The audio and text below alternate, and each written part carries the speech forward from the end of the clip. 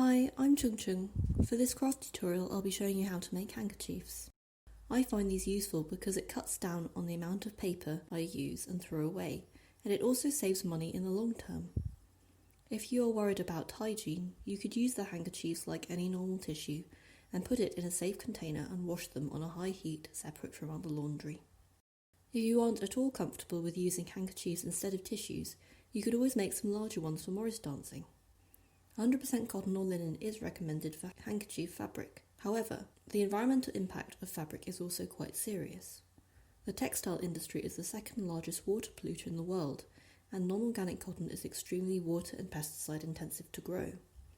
It takes up to 20,000 litres of water to produce 1 kilogram of non-organic cotton.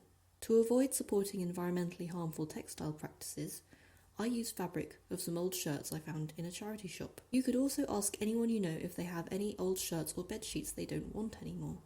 For this craft project, you will need fabric, preferably second-hand, needle, thread, scissors, an iron and ironing board. I used a fabric which is a mixture of both cotton and linen, as you can see on the label.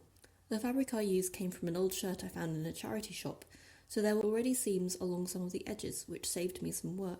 Seams are the edges of the fabric which have been folded and sewn to stop any fraying or wear and tear. If you have a look at any of your own clothes, they will also have seams along the bottom and edges of the fabric. It also had buttons along the side.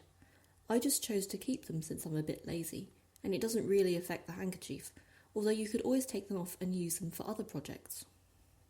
Also, if you intend to Morris dance with your hanky, small solid objects like buttons might not be ideal and you could accidentally hit someone in the face. Always make sure the iron is rested correctly and safely. You don't want to burn your ironing board or fabric. After cutting your fabric into the desired shape, start by ironing it out and smoothing all the corners. This will make your sewing job a lot easier. Then fold the fabric once and iron down to create the first stage of the seam. Fold it over a second time and iron over. This creates a basic seam. Do the same on any non-seamed edges.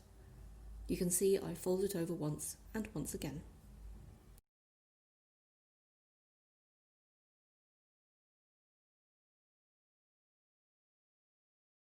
Don't forget to turn off your iron. Choose a medium or normal sized needle. Make sure it isn't too big. This might make too big a hole, and if the needle is too small, it will be difficult to thread. A good length for the thread is about the length of your forearm. If it's too long, it could get tangled. To create a knot for the end of your thread, wrap it round your forefinger at least once, and then roll and twist between your forefinger and thumb. Then pull the knot tight.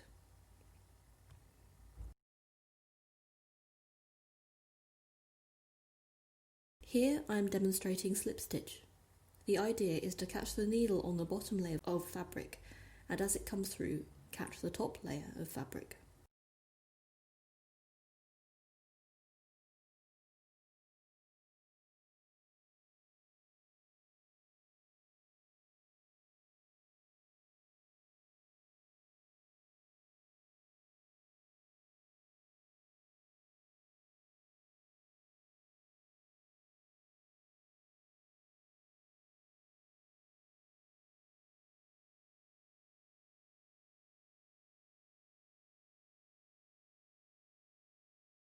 While you are sewing, you can watch a film, chat with friends, or even listen to your favourite folk music.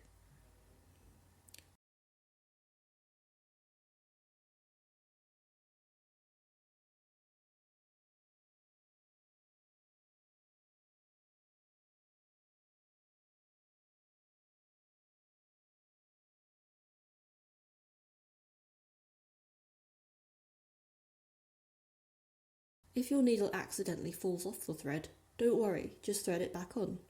Sometimes the thread gets a bit frayed, but if this happens, you can trim it. Here I am licking mine so it fits more easily in the eye of the needle. Okay, so when your thread runs out, it's time to start thinking about a knot to tie it off. Start as if you're doing a normal slip stitch, but wait, don't pull it through yet. Instead, lift the loop of thread and pull it over the needle which is stuck in the fabric. Then push it through and pull it tight. Repeat this step on the same spot until you feel your knot is secure.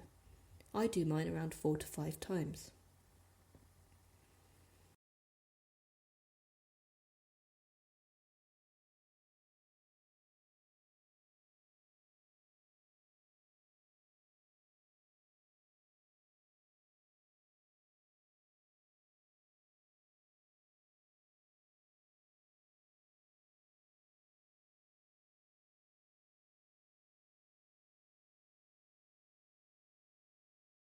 Here I'm just demonstrating how I do the corners.